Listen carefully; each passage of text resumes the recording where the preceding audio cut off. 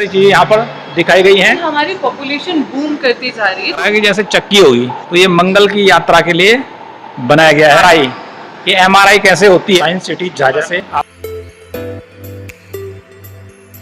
तो ये है हमारा बकी बॉल यानी कि बकमिनिस्टर फुलर का एक मॉडल। फ्यूचर फार्मिंग का जो सेक्शन है ये हमें ये समझने में हेल्प करने वाला है कि हम कम से कम रिसोर्सेज से ज़्यादा यूटिलाइजेशन कैसे कर सकते हैं। यूजुअली जब हम एग्रीकल्चर के बारे में सोचते हैं तो हमें लगता है कि हम जब सॉइल में पेड़ उगा रहे हैं अपने कंजम्पशन के लिए, दैट इज़ एग्रीकल्चर, ठीक है।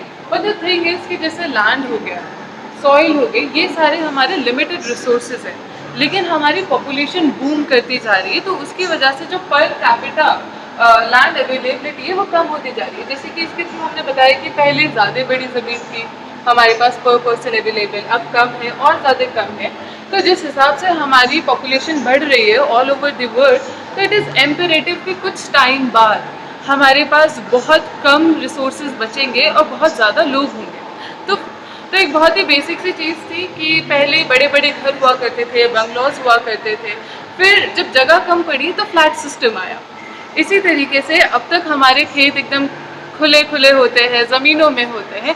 हो सकता है कि जब ज़मीनें ना बचें तो हम वर्टिकल फार्मिंग में आते हैं। तो अगर आप इसे देखेंगे तो जैसे घरों के लिए फ्लैट सिस्टम आया है, हो सकता है कि खेतों के लिए वर्टिकल फार्मिंग का ये सिस्टम यूज़ हो।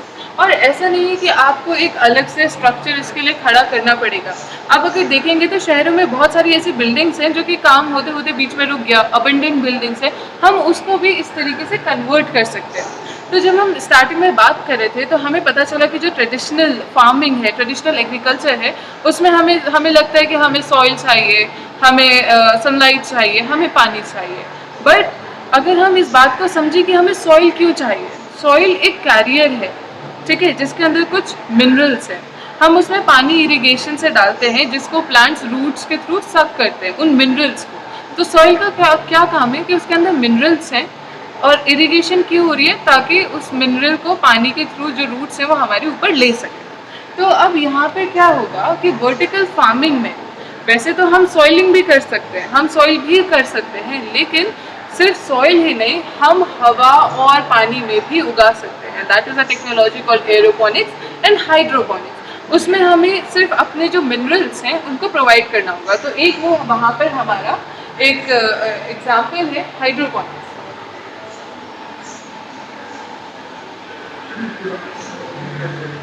तो ये हमारा एक मॉडल है हाइड्रोपोनिक्स का। तो जैसे कि हमने वहाँ पर देखा कि वर्टिकल फार्मिंग में जो जो चीज़ें चाहिए प्लांट्स को, हम उसको एक कंट्रोल एनवायरनमेंट में प्रोवाइड करते हैं।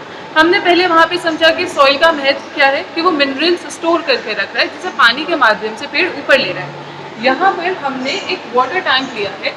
इस वाटर टैंक के अंदर जो हमारे मेन मिनरल्स होते हैं, नाइट्रेट, पोटेशियम, फॉस्फोरस, इसके अलावा जो माइक्रो मिनरल्स होते हैं, जिंक, कॉपर, ये सब जो भी होता है, जितनी मात्रा में ज़रूरी होता है, हमने उसको इस प्रोपोर्शन में पानी में डाल दिया है। अब बिल्कुल सिंपल मशीनरी के थ्रू ये पानी जो है ऊपर रखी हुई क्रेट्स में जा रहा है, ठीक है। तो अब यहाँ पे कहीं भी सॉइल नहीं है। हमने यहाँ पे क्या करा है कि छोटी छोटी यहाँ पर अपनी ओपनिंग्स रखी है, ठीक है। अब यहाँ पे हमने अपना सीड डाला है। ये नॉर्मल सीड है जो कि हम बाहर उगाते हैं। ये बेसिकली कुछ नहीं है, ये एक बीन्स टाइप का है। ये पानी एब्जॉर्ब करता है कि अगर एक्सेस पानी है तो वो एब्जॉर्ब कर लेता है। फॉर एग्जांपल जैसे यहाँ पे पेड़ नहीं है तो यहाँ पे जब नीचे पानी आ रहा है तो वो ओवरफ्लो ना हो, इसलिए एब्जॉर्ब कर लेता है। तो इस पानी के थ्रू जो भी मिनरल्स हैं वो इसको मिल रहे हैं, ठीक है। अब इसमें ज़्यादातर वो चीज़ें सुटेबल होती हैं जिनकी लॉन्ग रूट्स नहीं होती। अब जैसे पीपल का पेड़ है, वो कहीं छत पे उग गया तब भी पूरे घर में उसकी जड़ें घुस जाती हैं। जैसे कि कुछ वेजिटेबल्स हैं, हर्ब्स हैं, उनकी इतनी बड़ी रूट्स नहीं होती है, वो इसके लिए ज़्यादा सुटेबल है। अब एक और चीज़ जो हमें ज़रूरी चाहिए होती है पानी और सॉइल के अलावा, दैट इज़ सनलाइट, ठीक है। तो जब हम नीचे एग्जीबिशन में थे फन साइंस की गैलरी में, तो वहाँ पे हमने एक एग्जीबिशन देखा था जिसका नाम था रंगीन छाया। वहाँ पे ये बताया गया था कि अगर हमें स्पेक्ट्रम की इस लाइट का एक साथ डाला जाएगा तो हमें एंड में क्या दिखेगा। तो वहाँ पे एक एग्जांपल था कि अगर रेड और ग्रीन लाइट डाली जा रही है तो हमको वो येलो नज़र आएगी। तो हम बेसिकली यहाँ पे प्लांट्स को कंफ्यूज कर रहे हैं। हम प्लांट्स के ऊपर रेड और ग्रीन लाइट डाल रहे हैं जिससे उन्हें लग रहा है कि सनलाइट है और वो अपना फोटोसिंथेसिस कर रहे हैं। तो ये है हमारा बकी बॉल यानी कि बकमिनिस्टर फुलर का एक मॉडल। बेसिकली क्या होता है कि जो हमारे मॉडल्स हैं जो हमारे एटम्स होते हैं वो किस स्ट्रक्चर में है उससे बहुत ज़्यादा फ़र्क पड़ता है कि हमारा मॉलिक्यूल कितना ज़्यादा स्ट्रॉन्ग है। फॉर एग्जांपल अगर हम कार्बन की बात करें तो आपके पेंसिल के टिप पे जो ग्रेफाइट होता है वो भी कार्बन है पर वो कितना सॉफ्ट होता है। ठीक है, हम काजल पेंसिल में जो यूज़ करते हैं वो भी कार्बन है बट वो कितना ज़्यादा सॉफ्ट है, मेलिएबल है। पर जो हम डायमंड पहनते हैं वो भी कार्बन है but that is very strong. उसका एक रीज़न ये है कि जो हमारे एटम्स हैं वो किस शेप में एक मॉलिक्यूल में अरेंज्ड है। तो ये एक स्ट्रक्चर है जहाँ पे 60 एटम्स को इस पर्टिकुलर शेप में अरेंज किया गया है, इसको हम बकी बॉल बोलते हैं। ये बहुत ही ज़्यादा स्ट्रॉन्ग होता है। उसको दिखाने वाला हूँ। इधर लिखा हुआ है फ्रंटियर्स ऑफ टेक्नोलॉजी। तो चलते हैं अंदर की तरफ और देखते हैं कि अंदर म्यूजियम में किन किन चीज़ों को यहाँ पर दर्शाया गया है। अब पूरे हॉल पे एक संक्षेप में नज़र डालते हैं तो किस प्रकार से इसका हॉल दिखाई देता है। तो बहुत ही सुंदर ढंग से बनाया गया है और उत्तराखंड के अंदर ये पहली साइंस सिटी है। तो इस प्रकार से बहुत ही खूबसूरत, देखने में बहुत ही आनंदित, गर्वित करने वाला। क्योंकि जो साइंस है, जब हम छोटे में थे तब भी निबंध आता था, science is good servant but bad master. 30 साल पहले, 40 साल पहले वही निबंध आता था और आज भी आता है और आना भी चाहिए। क्यों आना चाहिए? क्योंकि साइंस है तो हम आगे बढ़ सकते हैं। साइंस ने हमें बहुत कुछ दिया है, इसलिए ये चलता रहेगा। इस प्रकार से ये है साइंस सिटी का साइंस को समर्पित हॉल या म्यूजियम। अब नज़दीक से देखते हैं इसमें किन किन चीज़ों को दर्शाया गया है या प्रदर्शित किया गया है कि जिससे कि लोगों के मन में विज्ञान के प्रति, बच्चों में भावना पैदा हो, वो नई नई चीज़ों को विकसित करें। क्योंकि जो चीज़ें हम देख रहे हैं वो तो पहले वालों ने इनको बनाया है, इनका इन्वेंशन किया है, लेकिन जो न्यू जनरेशन है वो इसमें और क्या सुधार कर सकती है। इसी के लिए इस साइंस सिटी की स्थापना झाझरा, देहरादून में की गई है। तो नज़दीक से नज़र डालते हैं, बहुत सारी चीज़ें यहाँ पर दिखाई गई हैं। ये सामने है टोकोमैक पर नाभिकीय ऊर्जा। ये पूरा का पूरा जो है न्यूक्लियर पावर जनरेशन किस प्रकार से होती है, इस गैलरी के अंदर इसको प्रदर्शित किया गया है। नेक्स्ट चलते हैं, यहाँ पर सागर के किनारे किस प्रकार से हम विंड से, हवा से बिजली पैदा कर सकते हैं। विंड पावर प्लांट है ये कि जब ये घूमते हैं सामने वाले तो इससे क्या होती है, इलेक्ट्रिसिटी पैदा होती है। इस पर लिखा भी गया है बहुत सारी चीज़ें, बस पढ़ना आ जाना चाहिए। और इधर देखिए भविष्य के पदार्थ, इसमें दिखाए गए हैं कौन कौन से पदार्थ भविष्य में आने वाले हैं। ठीक है, मैटर्स ऑफ फ्यूचर इसमें दिखाए गए हैं।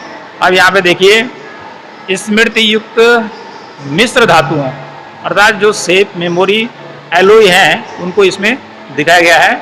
और यहाँ पर देखिए ये साइंस की ही चीज़ें हैं कि जो सारी इनमें है लगी हुई।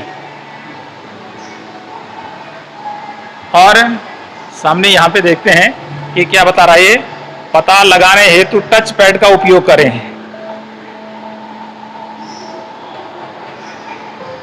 तो ये है वो touch pad, neuro science centre के बारे में इसमें, अर्थात मनुष्य के अंगों के बारे में, स्टेम सेल के बारे में इसमें बताया गया है। ये सामने लगा हुआ है आपका मानव का कंकाल तंत्र का स्टेच्यू। तो यदि हम बच्चों को दिखाएं इस प्रकार के स्टेच्यू तो काफ़ी जानकारी मिलेगी। और सामने यहाँ पर भी ह्यूमन का सिस्टम दिखाया गया है, बहुत ही अच्छे ढंग से इसको प्रदर्शित किया गया है। और यहाँ पे देखिए एक इस प्रकार से डिजाइनर बेबी, आ तो नहीं रहा है लेकिन इस पर लिखा गया है कि टच करें और सपने सच करें। थोड़ा देर लगाएगा, थोड़ा सा आगे बढ़ते हैं। देखिए MRI, ये MRI कैसे होती है। तो ये आदमी यहाँ पर लिटाया गया है, असली आदमी नहीं है, नकली है ये वाला। तो इसको अंदर डालते हैं, उसके बाद क्या करते हैं कि MRI की जाती है। और MRI किस प्रकार से आती है, यहाँ पे इसका फिगर दिखाया गया है। तो जो आदमी है असली नहीं है, स्टेच्यू है, डरने की जरूरत नहीं है। इधर भी ह्यूमन साइंस के बारे में ही बताया गया है। और इधर लगा हुआ है व्हाट इज ड्रग डिजाइन, कि दवाइयों का डिजाइन किस प्रकार से तैयार किया जाता है, इसमें सारी चीजें लिखी गई हैं। और इधर देखिए जैव चिकित्सा, वर्तमान में भविष्य के बारे में, बायोमेडिकल के बारे में इसमें दिखाया गया है। और ये है साहब बहुत इंटरेस्टिंग, महासागर का खनन, क्योंकि जिस प्रकार से पॉपुलेशन लगातार बढ़ती चली जा रही है और जो हमारे संसाधन हैं, चाहे कोयला है, लोहा है, पेट्रोलियम है, सब खत्म होते चले जा रहे हैं। तो जैसे हिंद महासागर है, प्रशांत महासागर है, उनके नीचे जो खनिज पदार्थ है वो दबे हुए हैं, तो भविष्य में उनको निकालना पड़ेगा, क्योंकि धरती से तो ये समाप्त हो चुके हैं थल भाग से। तो किस प्रकार से निकाला जाएगा, तो इस प्रकार से यहाँ पर उसका एक मॉडल दिखाया गया है कि समुद्र में बीच में जहाज खड़ा होगा, ठीक है, वहीं से ड्रिलिंग कर दी जाएगी, फिर वहीं से खनिज पदार्थ निकाले जाएंगे। अर्थात भविष्य में जो खनिज संसाधन है वो सागरों के अंदर से ही निकाले जाएंगे। ये यहाँ पर दिखाने का काम कर रहा है।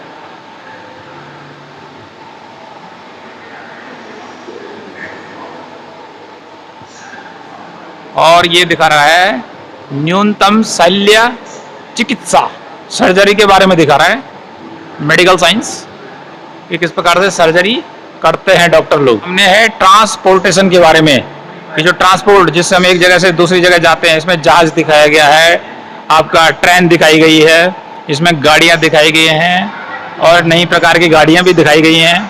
तो सारी चीज़ें इसमें दिखाई गई हैं कि किस प्रकार से यातायात के जो साधन हैं वो वर्तमान में है और किस प्रकार भविष्य में होने वाले हैं। ये यहाँ पर जो काउंटर लगा है सूचना और प्रौद्योगिकी का लगा हुआ है, इंफॉर्मेशन एंड कम्युनिकेशन टेक्नोलॉजी के बारे में।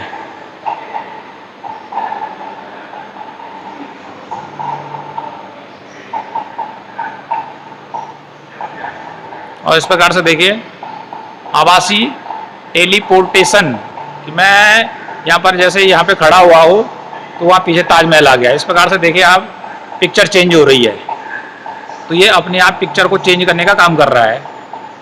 तो इस प्रकार से यहाँ पर हिमालय की वादियों को दिखाया गया है। और ये देखिए आप किसी प्राचीन जो भवन है राजाओं के, महाराजाओं के, उसमें पीछे वाला भाग था। अब देखिए फिर मैं हिमालय में खड़ा हो गया हूँ, तो बहुत ही अच्छा दिखाई दे रहा है। अब यहाँ पे देखिए हिस्टोरिकल बिल्डिंग आ गई है। तो ये सारी चीज़ें अपना आप बदल रहा है, इमेज प्रोसेसिंग हो रही है इसमें, तो बहुत अच्छा लग रहा है। ये भी रिकॉर्ड हो गया, मैं तो आंखों से देख ही रहा हूँ, लेकिन साथ में ये भी रिकॉर्ड हुआ, तो ये ज़्यादा मुझे ज़्यादा अच्छा लग रहा है। और यहाँ पे दिखा रखा है आगे प्रातिबोधिक संगणना, कि किस प्रकार से हम कंप्यूटिंग कर सकते हैं, उसके बारे में यहाँ पे शो किया गया है। क्लाउड संगणना ये वाला लगा हुआ है। इधर क्वांटम को प्रदर्शित किया गया है, यहाँ प्रकाश सारणों को दिखाया गया है।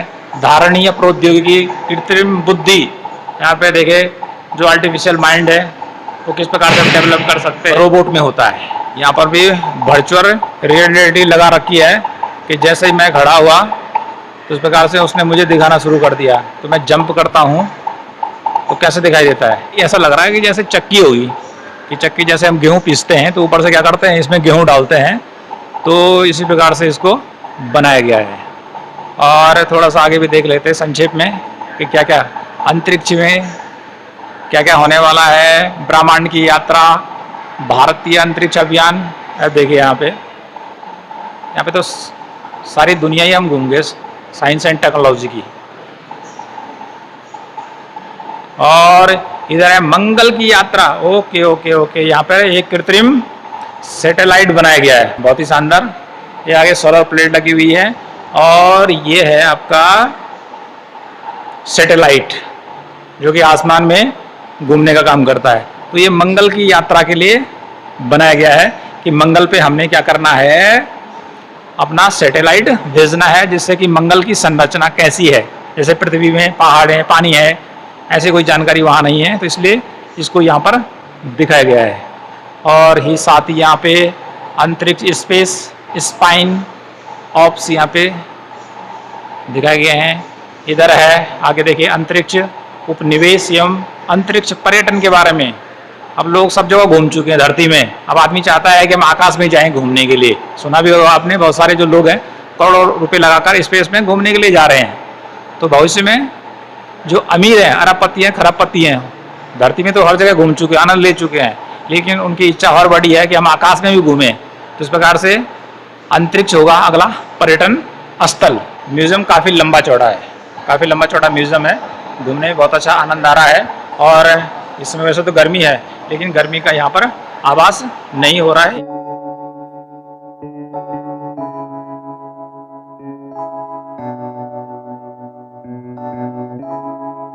Feels like love, Cupid made a shot straight into my heart. Now I'm falling fast and my world's expanding.